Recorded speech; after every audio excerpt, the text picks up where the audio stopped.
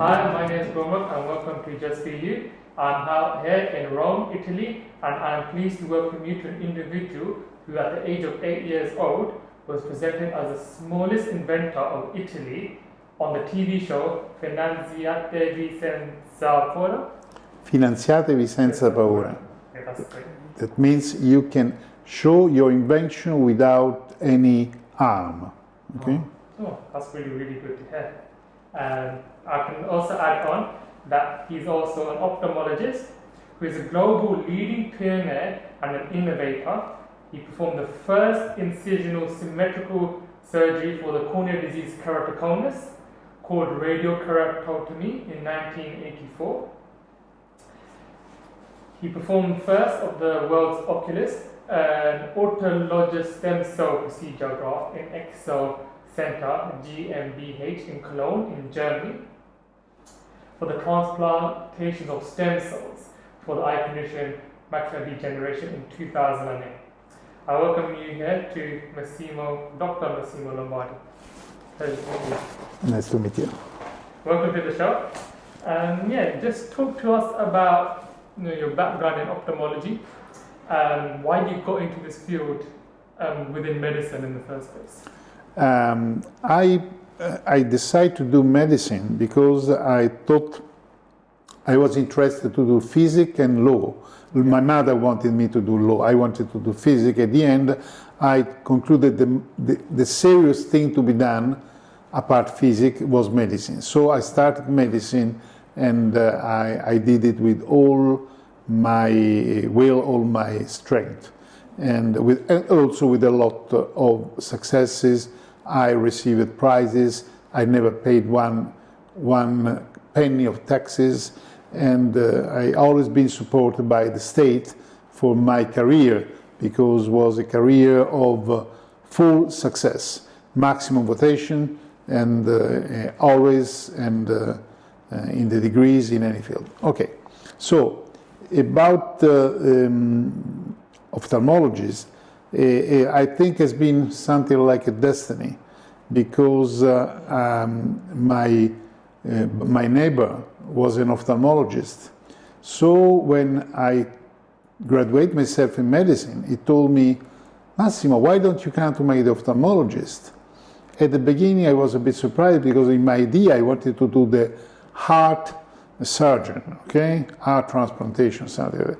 But then he intrigued me, and curiosity is my problem, so I went to see this specialization. I was fascinated, and I immediately decided to start the specialization. Yeah. And I've been also a lucky person because I could meet in my life 3 fundamental masters. The first was a biologist, Professor Aldo Spirito, that he died too early to receive a Nobel Prize for researches on the cancer, and was the one that opened my mind to the biological correct approach that has been so useful mostly in my discovery of reprogramming autologous stem cells in the body, in the retina, in the eye. And then I met Professor Bietti in the ophthalmological specialization. Professor Bietti was a leading ophthalmologist in the world. He was not only president of everything in Italy, but he was the president of OMS for eye care, so the maximum authority in the world in the eye care. From him I could learn to make a good clinic and good surgical basis. He was also an inventor, and he discovered several sickness cures, and so he was a very well-reputed and famous person. Then the destiny took me to meet Professor Sviatoslav Nikolaevich Fyodorov, that has been my last master in ophthalmology, and he was academic of the science in Russia. And I worked with him 10 years at the time of the communism, and I could become his first help in the institute, where he had around 300 ophthalmologists, for my merits on the field. For what I could show him, I could improve in the surgical techniques he taught me. So I've been very lucky to find so important people that has formatted my head and give me the possibility to think in a more deep and accurate way. Yeah. Okay, well, not sure.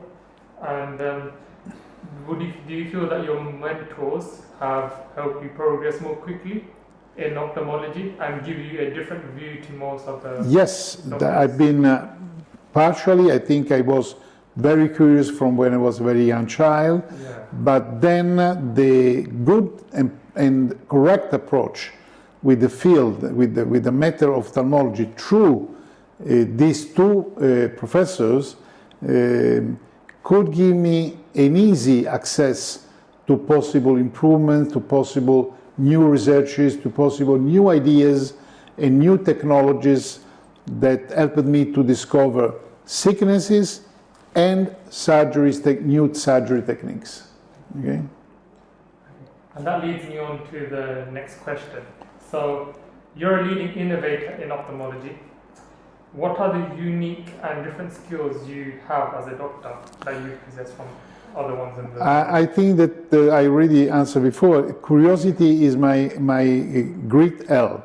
Then I have a deep capability to see things in the mechanism, in the inside. When I was a very young boy, I was opening every toy that my mother gave me as a gift because I wanted to see how they were working inside, and I was obviously re-putting in order, okay, recomposing them.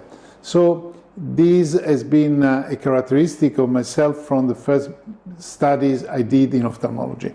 I wanted to understand, but to understand the concrete reasons, not only many fairy tales, metropolitan legends I heard in my life, mostly on keratoconus, for example. That is one of my deepest field of interest. In the keratoconus today, most of the ophthalmologists in the world believe that it is a sickness caused by a genetic problem. I can absolutely affirm in this moment that the sickness is not genetic at all. It is only an infectious sickness. There is an infectious sickness that I discovered with 8 years of deep research to be carried on by a fungus. So is a mycosis, and the fungus is an aspergillo. So we are talking of aspergillosis. And the difference is very important because from a genetic sickness, you can't do anything unless you can modify genes. That today is not a technology we have at disposal. But knowing that it's infectious, you can cure and terminate the sickness, as I do in my patient, by 12 years, from 2006 to now, we are 2016, 12 years I'm doing on my patient.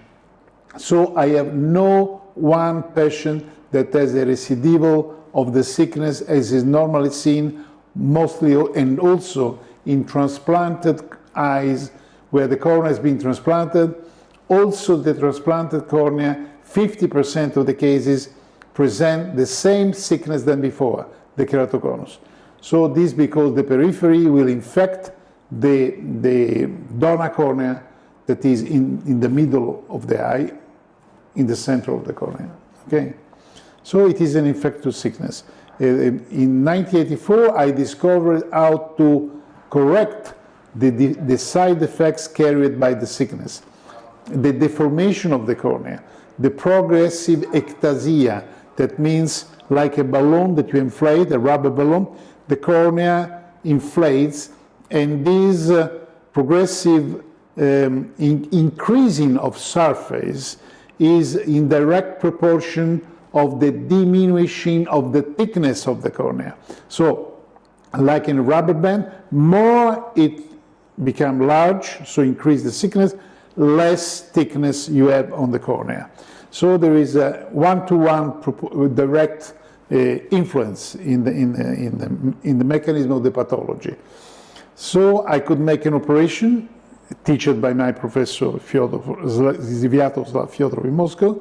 I used these incisions that I've done exactly in the sick part of the cornea that you can see in the corneal map colored by red.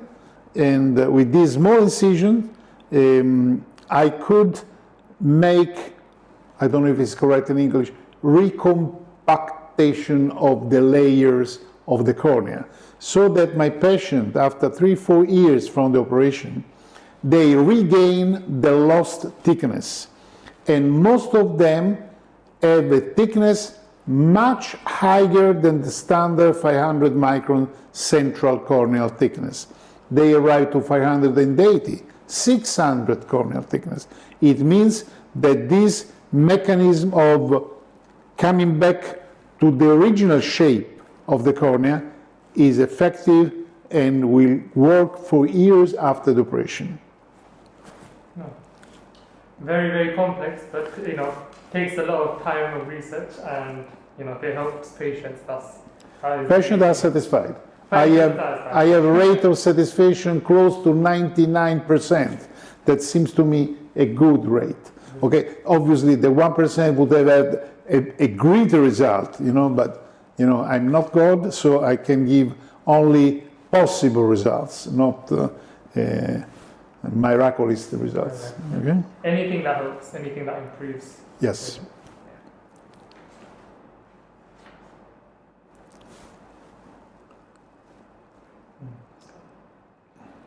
So, okay, you also perform regenerative therapies for patients. What therapy do you do and how does it work? Now, this is another of the two most studied field in my life. I was looking after regenerative medicine. That is a terminology I used first in 2000, 2002 as a terminology. And the regenerative medicine means that we can have the access to the autologous stem cells. I'm absolutely against heterologous stem cells because you can have high result but great complication and also death of the people that do these heterologous for shock, anaphylactic shock. And so staying into the autologous means self stem cells. I could be the first to do the first transplant in Germany in 2008 for the CXL organization in Cologne in the Amadeus Krankenhaus Hospital. So the transplant was taken by the marrow bone from the hip of the patient, elaborated into a specialized laboratory and transplanted back into the back of the eye. Results were very good, and but I was not satisfied because the process of preparing the sample to be used was too complex, and I was sure that it could damage the stem cells themselves. So I decided to do the work in a completely different approach. I decided not to use anymore a transplant, but to re-inform the cells directly in place, because stem cells are all around the body till death and also many hours after death, still active. So the problem was not to take stem cells from a part to the other of the body, but how to make them wake up in the place of need. So in this case, in the eye. So I could use different knowledges. I am specialized in homeopathy, homotoxicology, bioelectronics, and naturopathy, and also natural Chinese medicine. So this specialization gave me the approach that was an informational approach. I understood that the problem was how to communicate with stem cells to reprogram themselves. So I understood why they were not more working. It's too complex to explain, but it has much to do with the changed environmental conditions of our life. And So to reactivate and reprogram them, I found a common language on which give the information orders to reactivate stem cells. So I didn't need anymore to take a part of the autologous stem cells from the body. I just used informational therapy. My one is an informational therapy. And because I use natural substances of free sale in chemistries, in chemistry shops, I have no risk at all to harm or give side effects with my therapy. My therapy can be effective or not, or not much effective, but cannot generate problem, nor in the eyes, nor in other organs. That for sure. So this is 100% guaranteed. Okay? Okay. And just regards to this therapy, what plans do you have for the future with it, and how to possibly improve it? Alone, I can do not much, but with the right economic resources and organization, I could put a team of researchers together to better understand the environmental condition we have to reprogram to make stem cells do the work for which God has created them. So is a problem of organizing different teams of researchers and trying to make a more holistic approach to restore and cure the patient. So this holistic approach means that we have to use different sources of energies and of informations and of from food, for example, to many other sources that they will work together, increasing the energy of the stem cells, and so the capability to cure much deeper and in more complete way. That is my aim. I know what should be done. The problem that alone I have not the facilities to do it. And just last question regarding this area, well, just within your therapy at least. Do you have any stories you can tell about any of your patients who've had some good success? I have many stories to tell. I would like to speak of two only. One was a boy that came after an accident, with a car accident, with an exploded eyeball. So the eye was completely reduced in size. We call microphthalmo, so very, very small eye comparing with the fellow one. And the father wanted me to restore the sight in this guy. I told him that was just a crazy thing to be even thought. There was no chance at all. That for me was no reason at all to be cured, that he had no chance to success. But he was a very stubborn father and said, no, I'm here, you have to do. I will not stop until you don't do the therapy. Do what you want for how much you want, but you have to try. So I tried because I knew I was not harming the patient. I was not making no side effects. And after months of therapy, I started to see the sclera and the eyeball regrow again. That is something unbelievable unless you have seen it.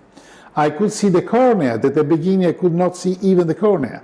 And the cornea became large enough to show me that there was a suture in nylon still from the first aid he had, the boy. I could remove the suture. And then the cornea enlarged again. So we arrived to a large number of therapies, but after a certain moment, if the father should stop to do therapies for family reason, and we had achieved this result. An eye that should have needed a prosthesis for aesthetical problems, but the prosthesis was a very complex prosthesis. You need an operation to put a special point inside the eye to have the prosthesis. At the end, he could use a simple rigid contact lens prosthesis. That is the most easy, the most simple prothesis one can imagine. So this is a great success, unbelievable success, that changed my mind, made me understand that from that moment I could not say no to everybody, that for my logic, for my knowledge, what I studied to become a doctor and an ophthalmologist was overcome. With the stem cells, everything must be put in game again. We start the game again. We don't know which can be the success, how much success we can have, but for sure is completely different approach for the therapy. The other one is a recent patient that I operated of radial keratotomy for myopia, minus 19 diopter 35 years ago. And this patient came to me, he's a lawyer today, and he has problem of general health. He has that kind of sickness that make a retraction of the arms, of legs and back, you know. Okay, he came to me because he wanted to renew the license, driving license. And I say, okay, let's do some injection and you will improve the sight. So after 1 hour from the first injection, he phoned me and told me, Massimo, we are friends after 35 years. Massimo, you cannot imagine, what happened? I can see already better. My eyes are more open and one squint eye now is more straight. I say, good result, happy for you. And I wish you to improve further. The day after he called me again. Massimo, I said, what happened now? My legs, my arm is become longer. I can extend better the hand. And now I have a problem from my tailor. I don't know the name of this. Now it is too short and people see the difference. So I have to do back again all my jackets. Okay, so that has been a general side effect, good side effect, not pathological side effect, because I was able to activate totipotent stem cells in my injections that I made under the eye, in the retrobulbar fat of the eye, with a very small insulina needle, 12 millimeter long. I could activate not only the unipotent, so for the tissue of the retina, pluripotent for sclera, iris, uvea, and so on, but also the totipotent stem cells, that are the cell that from an egg can make an adult. So these cells went in different body districts, giving correction, new reprogrammation from a sickness from the birth. So imagine this is a 45 years old man, he's a lawyer, okay? So it could have an effect after so long time. So you understand that with stem cells, we have to review completely our knowledge, our scientific, medical knowledge, and we have to write new texts of medicine because the one we have are obsolete. Okay, well, that's really quite happy to hear successful stories for these patients and looking forward to what the future holds.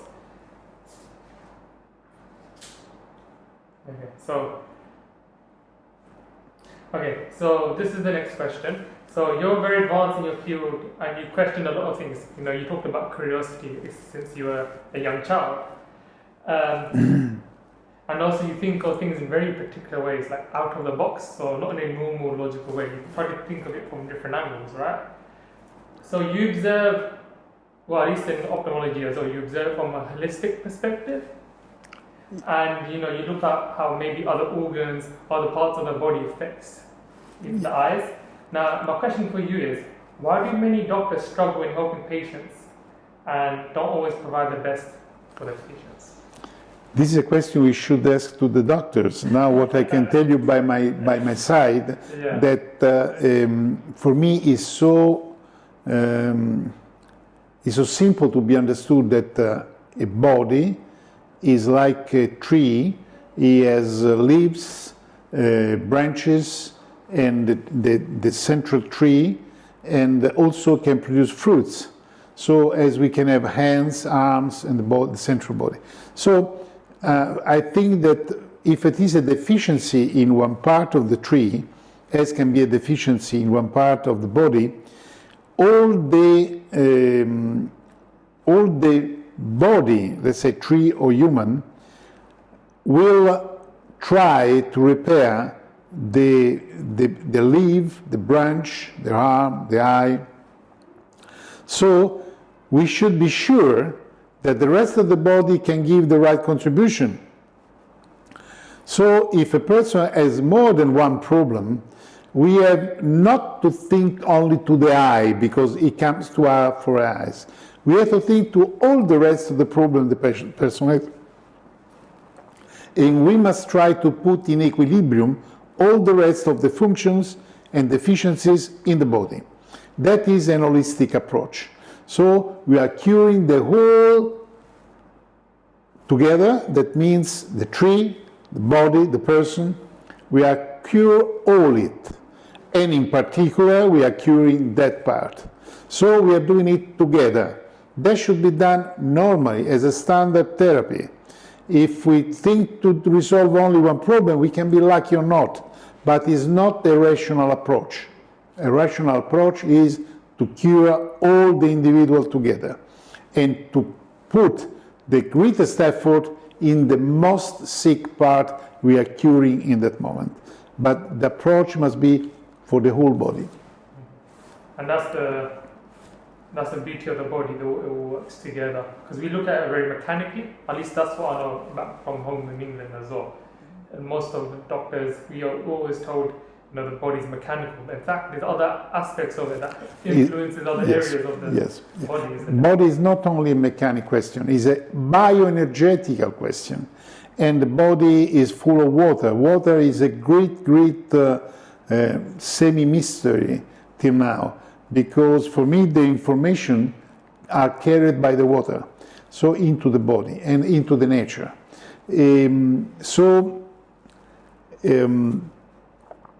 To have this correct information given, we must just start from the water. We drink horrible water normally. If we don't get the right water, the water into the cells will not be replaced. Because our body, for example, replaces only water if it is better and energetically better than the one he has already in. This is just one point. But there are so many different points that would be very long in an interview to explain. Okay. Yeah. Okay. And that leads me to the final question for this interview. So, correct me if I'm wrong, you're 72 years young.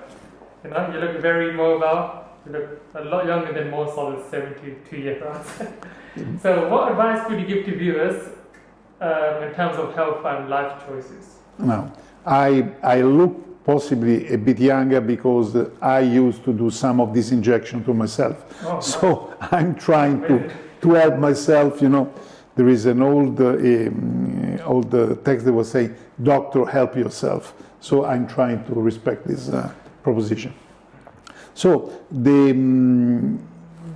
life choices obviously should be a completely different approach that we have not yet in our life, but people should understand that they make mistakes because they have wrong informations. People should not believe too many wrong and fake information that they get from the progress family mentality, instruction, and also the school and media education that we receive. We receive a lot of wrong informations. So we base our life on wrong informations. And this wrong information will change our way of living. We are think to do correct things, that we are looking after ourselves in the best possible way. Then we don't know which kind of pasta are we eating. There are poisoning pastas on the market, and there are good pastas on the market. But people buy the pasta, and he has not the right information to understand which to be bought and which to discharge.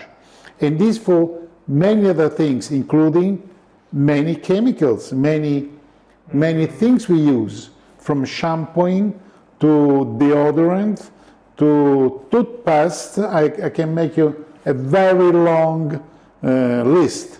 So you have not the right information, but you presume to have right information. That is the great mistake. And stem cells have been created in a world that had a very complete different environmental situation. So they are programmed. We produce computers because we are programmed machines. We are cyborgs, okay? So we can understand and do computer because we have the computer into ourselves. So if we have not the right software, the machine cannot work properly, or can work creating problem to the machine. So my reprogramming approach is like what was called once PC Doctor. That was a program to clean from virus and to settle down files together into the computer and make it work properly. Yeah. That is exactly what I'm trying to do on the body of the person or the patients. Okay. And say you did get all your organization together, you got all the facilities. What do you hope to achieve ultimately in 10 years? What would you like to achieve for your life? Now, for my life, I would like to leave something good after me.